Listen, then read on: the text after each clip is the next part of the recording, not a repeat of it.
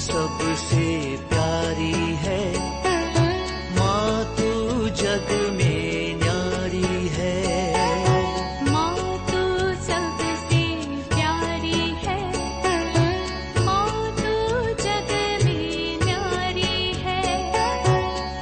अपने आंचल में रखना, अपने आंचल में रखना, हमें वरदानों से भरना। माँ तू सबसे प्यारी है, माँ तू जग में न्यारी है। माँ तू सबसे प्यारी है, माँ तू जग में न्यारी है। पिता, पुत्र और पवित्र आत्मा के नाम पर आमीन। आप सबों को जय यीशु। हम लोग इन दिनों में पवित्र यूक्रिस्त के विषय में मनन चिंतन करते आ रहे हैं। तो एक सवाल मेरे पास आया हुआ है। सवाल ये है, जो मिस्सा अर्पित करने के लिए हम लोगों को क्यों पैसा देना है? यूक्रिस्तीय बलि किसी मतलब के लिए हम लोग अर्पित करते हैं तो हम लोग पैसा देता है, क्यों देना पड़ता है? साक्रमेंट है, संस्कार, वो ईश्वर की ओर से हम लोगों को फ्री गिफ्ट है, तो उसके लिए क्यों पैसा देना है, पैसा क्यों देता है, इसके विषय में एक सवाल आया। तो आज हम लोग विशेष रूप से इसी के ऊपर मनन चिंतन करेंगे। ये पैसा क्यों देता है? कई धर्म प्रांत में कई रीति से उसको लेते हैं। किसी धर्म प्रांत में 100 रुपया है तो किसी धर्म प्रांत में 50 रुपया है, और कहीं कहीं तो 200 रुपया है। मैंने देखा केरल देश में तो लोग कम से कम 500 देता है या 1000 देता है एक मिस्सा अर्पित करने के लिए। ये पैसा क्यों लेते हैं? इसके ऊपर क्या नियम है? सबसे पहले हमें जानने की जरूरत है, मिस्सा बलिदान का कोई कीमत नहीं होता है। मिस्सा बलिदान चाहे किसी भी मतलब के लिए आप अर्पित कर रहे हैं, धन्यवाद की मिस्सा हो, बर्थडे में हो, या विवाह के एनिवर्सरी में हो, या किसी और मतलब के लिए हो, या किसी का मृत्यु के बाद आप उनके यादगारी में उनकी आत्मा की शांति के लिए अर्पित कर रहा हो। मिस्सा तो मिस्सा है, उसका कोई कीमत नहीं हो, अनमोल खजाना है, उसका कीमत नहीं देते। लेकिन कुछ कैनलो जो बना हुआ है, हम लोग जो विशेष रूप से जो किसी विशेष मतलब के लिए मिस्सा अर्पित करते हैं, तो उस इंटेंशन के साथ कुछ पैसा देने के विषय में, वो कितना है वो प्रत्येक धर्म प्रांत निश्चित करता है, कितना पैसा उसके लिए ले सकता है करके। तो एक मिनिमम चार्ज धर्म प्रांत की ओर से बताता है। कैनन लॉ 945 से लेकर के 958 तक, 945 से लेकर के 58 तक का जो कैनन लॉ जो है, इस विषय में ही लिखा हुआ है। हम लोग जो पैसा देता है और जो पैसा लेने वाला पुरोहित, एक अच्छा उद्देश्य शुद्धि होना चाहिए, कोई व्यवसाय के लिए नहीं होना चाहिए। किसी के पास पैसा नहीं है इसलिए मिस्सा अर्पित नहीं कर पा रहा है, ऐसा भी नहीं होना चाहिए। और ये जो पैसा देता है उसके लिए पैसा लेने का अनुमति इसके द्वारा मिला हुआ भी है। कैथोलिक कलीसिया का धर्म शिक्षा ग्रंथ 1414 में, 1414 में और 1371 में भी इसके विषय में लिखा हुआ है। जो कैनन लॉ 947 में यह भी एक वार्निंग दिया हुआ है पुरोहितों के लिए, पैसा के लिए मिसा भी अर्पित नहीं करना है। ये जो पैसा देता है उसे हम लोग मास स्टाइपेंड कहते हैं। ये जो मास स्टाइपेंड देकर के जो बलि हमारे लिए अर्पित करने वाला पुरोहित का एक मदद है और कलीसिया का एक मदद करने का एक तरीका है। एक प्रकार हम बोल सकता है वो एक छोटा सा दान हम अर्पित कर रहा है। और 900 कैनन लॉ 945 में इस प्रकार का स्टाइपेंड लेने का अनुमति पुरोहित को भी मिला हुआ है। एक पुरोहित को एक मिस्सा का स्टाइपेंड एक दिन में ले सकता हूं, अर्थात महीने में 30 मिस्सा का स्टाइपेंड, मास स्टाइपेंड एक पुरोहित ले सकता है। मान लो उससे ज्यादा मिस्सा उनको मिला है तो वो केवल 30 मिस्साओं का स्टाइपेंड रख सकता है, पैसा रख सकता है, बाकी अन्य लोगों को देना है। इसके पीछे का एक और कारण है, जो मिस्सा अर्पित किया जाता है, जो प्राइमरी इंटेंशन लेकर के जो मिस्सा अर्पित करता है वो एक ही इंटेंशन के लिए अर्पित किया जाता है। चाहे एक दिन में 4-5 मास इंटेंशन आया, एक पुरोहित का प्राइमरी मास इंटेंशन एक ही होता है और अन्य जो इंटेंशन आया उसके लिए अन्य दिनों में उनको अर्पित करना है। और एक महीने में 30 से ज्यादा आ रहा है तो वो उस इंटेंशन को दूसरे पुरोहित जिनको इस प्रकार इंटेंशन नहीं मिला है उनको देना है। विशेषकर मिशन स्टेशनों में उस इंटेंशन को, उस पैसे को भेजा जाता है, इस्तेमाल किया जाता है। और कैनन लॉ 1308 में भी इस मिस्सा का जो है मास स्टाइपेंड लेने के विषय में लिखा हुआ है। और कलीसिया में 8th सेंचुरी से इस प्रकार मास स्टाइपेंड लेने का विषय में चर्च में, इतिहास में पढ़ने के लिए भी मिला है।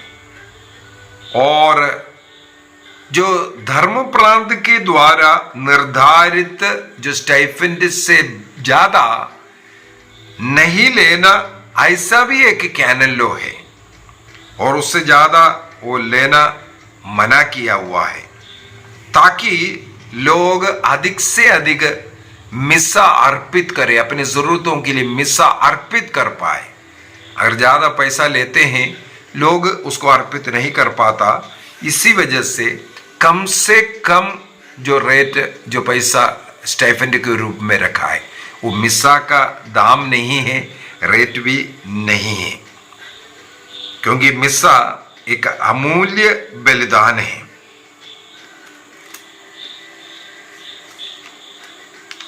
जो मास इंटेंशन जिस जगहों पर नहीं होता है, विशेषकर जो मिशन स्टेशनों में, जो जिस पल्ली में ज्यादा इंटेंशंस आता है, वो वहां के लिए भेजने का या धर्म प्रांत में उससे भेज करके धर्म प्रांत से डिस्ट्रीब्यूट करने का भी नियम है। इसको लोग मिस्सा का दाम के रूप में सोचना नहीं है, बल्कि इसको एक दान के रूप में हम लोग एक बलि अर्पित कर रहा है। बलि अर्पित करने में उसमें कुछ कष्ट, कुछ दान चढ़ाना पड़ता है। यदि हम लोग पुराने विधान को देखेंगे, लेवी ग्रंथ को उदाहरण ले लो, अध्याय 1 से लेकर के अगर हम पढ़ेंगे, वहां पर 5 बलियों के विषय में लिखा हुआ है। वहां पर निर्धारित किया हुआ है गरीब लोग या धनी लोग, कौन लोग क्या अर्पित करना चाहिए। उस अर्पित करने वाला बलि पशु को या मैदा या आटा जो कुछ अर्पित कर रहा है वो लोग जो अर्पित कर रहा है उनको लेकर के आना पड़ता है। इसका मतलब उनकी ओर से कुछ चढ़ावा देना जरूरी है। उसी प्रकार हम लोग मिस्सा बलिदान में जो भाग ले रहा है, उस बलिदान के लिए भेंट अर्पित करना भाग लेने वालों का कर्तव्य है। इसलिए मिस्सा बलिदान के बीच में ये जो बलि वस्तु को हम लोग अर्पित करने का, भेंट अर्पित करने का एक समय भी रहता है। वो साधारणतः आजकल हम लोग पैसे के रूप में डालते हैं। पुराने समय पर ऐसा नहीं होता। घर के जो खेतीबाड़ी में जो भी है ऐसी ऐसी चीजों को लेकर के आता था, अर्पित करता था। आज उसको हम लोग पैसे के रूप में अर्पित कर रहा है। तो एक भेंट अर्पित करना मिस्सा बलिदान के लिए जरूरी है। यदि हम लोग दूसरा मकाबियों का ग्रंथ उसके अध्याय 12 को पढ़ेंगे, सेकंड मकाबियों का ग्रंथ, सेकंड मकाबीज चैप्टर 12 को, वहां पर यूदा मकाबी हमें मालूम है बलि अर्पित करने के लिए पैसा इकट्ठा करता हुआ हम लोग पाते हैं। सेकंड मकाबियंस चैप्टर 12 वर्स 38 ऑनवर्स हम लोग पढ़ेंगे। वहां पर 43 में डायरेक्ट में जा रहा हूं, वहां लिखा है, इसके बाद यूदा ने लगभग 2000 रुपए का चंदा एकत्र किया और उसे यरूशलेम भेज दिया, जिससे वहां पाप के प्रायश्चित के रूप में बलि चढ़ाया जाए। यरूशलेम मंदिर में बलि अर्पित करने के लिए यूदा मक्कबी ने पैसा लोगों से इकट्ठा किया, 2000 रुपया चंदा के रूप में। उस जमाने में सोचकर देखना, ईसा पूर्वी समय पर तो उस चंदा के रूप में 2000 रुपये इकट्ठा कर उसको यरूशलेम भेजता है, ताकि लोगों के पापों का प्रायश्चित, जो लड़ाई में मर गए थे, उन लोगों ने अन्य देवी देवताओं के ताबीज सब बांधा हुआ था, उनके पापों के प्रायश्चित के रूप में ये अर्पित करता हुआ। इसका मतलब मृत लोगों के पाप क्षमा के लिए हम लोग मिस्सा अर्पित करते हैं। इसी प्रकार हम लोग चंदा देते हैं। इसका मतलब चंदा बलि अर्पित करने के लिए देना पड़ता है। कुछ हमारी ओर से भेंट अर्पित करना जरूरी है। एक और वचन मुझे आ रहा है, वो डेविड के विषय में, सामुएल का दूसरा ग्रंथ अध्याय 24 में अगर हम पढ़ेंगे, जब देश में दाऊद के जनगणना के कारण ईश्वर ने महामारी भेजा, तो लोग मर रहा था। दाऊद रोना शुरू किया, ईश्वर का दूध उन्हें दिखाई दिया।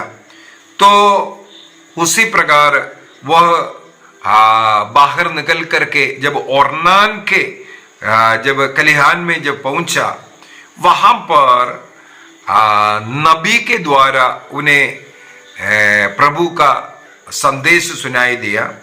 वो है नबी गाद ने दाऊद के पास आकर के कहा, पहाड़ी चढ़कर यबूसी ओरनान के कलिहान में प्रभु के लिए एक वेदी बनाओ। यरूशलेम के जो मंदिर पहाड़ जो है वहां, वो ओरनान का कलिहान था, पहाड़ चढ़ो और वहां पहुंच करके वहां एक बलिवेदी बनाओ और बलि अर्पित करो। प्रायश्चित बलि अर्पित करने के लिए प्रभु ने नबी गाद के द्वारा बताया गया। इसी प्रकार वो बाहर निकलते हैं। ओरनान ने देखा राजा दाऊद आता हुआ, तो ओरनान पूछते हैं, मेरे स्वामी राजा अपने दास के पास क्यों आए हैं? दाऊद ने उस समय पर उत्तर दिया है, मैं तुम्हारे कलिहान खरीदने आया हूं, जिससे मैं यहां प्रभु के लिए एक वेदी बनाऊं और इस प्रकार अपनी प्रजा के बीच से इस महामारी को दूर करूं। पापों का प्रायश्चित बलि अर्पित कर इस महामारी को दूर करने के लिए यहां पर एक बलिवेदी बनाना है। इसलिए सबसे पहले तुम्हारा इस खलिहान को, इस जमीन को मुझे खरीदना है, इसके बाद यहाँ एक बलिवेदी बनाना है बोल करके। तब ओरनान ने बोला, बलि अर्पित करने के लिए मेरे पास जो बैल है उसको लीजिए, मेरा जमीन लीजिए, जो कुछ चाहिए सब राजा ले लीजिए करके। तब राजा ने उससे कहते हैं, वाक्य 24 2 सामुएल चैप्टर 24 वर्स 24। राजा ने ओरनान को उत्तर दिया, नहीं, मैं तो रुपया देकर ये वस्तुएं तुमसे मोल लूंगा। ध्यान से सुन लीजिए, मैं प्रभु अपने ईश्वर को मुफ्त में प्राप्त होम बलियां नहीं चढ़ाना चाहता। तुम मुफ्त में मुझे बैल दे रहा है, तुम मुफ्त में मुझे जमीन दे रहा है, बलिवेदी बनाने का सामग्री दे रहा है। इस प्रकार का मुफ्त की चीजों में मैं प्रभु के लिए बलि अर्पित नहीं करूंगा। ये दाऊद ने ओरनान को जवाब दिया। तो 50 शकेल देकर ओरनान का उसका खलिहान खरीदते हैं और उसके लिए बलि वस्तुओं को खरीदते हैं और वहां पर बलिवेदी बनाकर वहां बलि अर्पित किया। हमें मालूम है यरूशलेम मंदिर को सुलेमान ने बाद में उसी स्थान पर बनाया था। ये ईश्वर की इच्छा था इस जगह पर बलिवेदी हो, मंदिर हो। तो इस प्रकार यरूशलेम में मंदिर बनने के पीछे यही घटना है। तो दाऊद ने ये घटना के द्वारा हमें सिखाया कि प्रभु के लिए जब हम बलि अर्पित करता है, मुफ्त में अर्पित नहीं करना, कुछ भेंट अर्पित करना, कुछ हमारी ओर से खर्च, कुछ हमारी ओर से कष्ट उठाने का जरूरत है। इस प्रकार खर्च करते हुए मेहनत का फल हो सकता है या कुछ दाम चुका करके हमें बलि अर्पित करना। इसीलिए कलीसिया में जो मिस्सा बलिदान के लिए या अन्य कोई भी साकरण, जैसे मैरिज के लिए एक मैरिज फीस लेता है, ये सब कलीसिया के लिए एक दान के रूप में लेता है। वो उस साक्रमेंट का कीमत नहीं होता है। हम उस साक्रमेंट लेने वालों के लिए उसका आशीष अनुग्रह मिलने के लिए हमारी ओर से कुछ भेंट, कुछ मदद कलीसिया के लिए समर्पित करना, यही उद्देश्य है। मेरे विचार में आप लोगों को इस सवाल का जवाब मिल गया होगा, क्यों हम लोग पैसा देते हैं मिस्सा अर्पित करने के लिए। एक ही उत्तर है, मुफ्त का बलि नहीं अर्पित करते हैं प्रभु के लिए, कुछ कीमत चुकाना है और उस कीमत हमारे पुरोहितों का, कलीसिया का रख रखाव के लिए हम देते हैं। आइए हम अपनी आंखें बंद करें, प्रभु को धन्यवाद दें। प्रभु ने यो यूकरिस्ती या बलि हमारे लिए स्थापित किया है। सबसे उत्तम प्रार्थना, इससे बढ़कर के कोई प्रार्थना ही नहीं होता। चाहे किसी भी मतलब के लिए, हमारे दैनिक जरूरतों के लिए, चाहे वो आत्मिक हो या भौतिक जरूरत हो, हम मिस्सा बलिदान अर्पित कर सकते हैं। चाहे वो मृत लोगों के लिए, उनके आत्मा की शांति के लिए हो, या हमारे अच्छाई के लिए, चंगाई के लिए, या धन्यवाद जीवन में प्राप्त कृपादानों के लिए धन्यवाद देते हुए भी हो, हम अर्पित कर सकते हैं। जितने भी लोग इस क्लास को देख रहे हैं, सबों पर प्रभु का अनुग्रह आशीष बरसे, रोगियों को चंगाई मिले, जिनके मन में अशांति है उन्हें शांति का अनुभव मिले, जिन परिवारों में अशांति है उन घरों में शांति आवे, नशे के बंधन टूट जाएं, नफरत, लड़ाई झगड़ा समाप्त हो। पवित्र मिस्सा बलिदान में भाग लेने वाले प्रभु यीशु मसीह के समान अपने को समर्पित कर पाए। प्रेम, आनंद, शांति सबों के घर में, सबों के जीवन में आवे। पिता, पुत्र और पवित्र आत्मा के नाम पर आमेन। आप सबों को जय यीशु।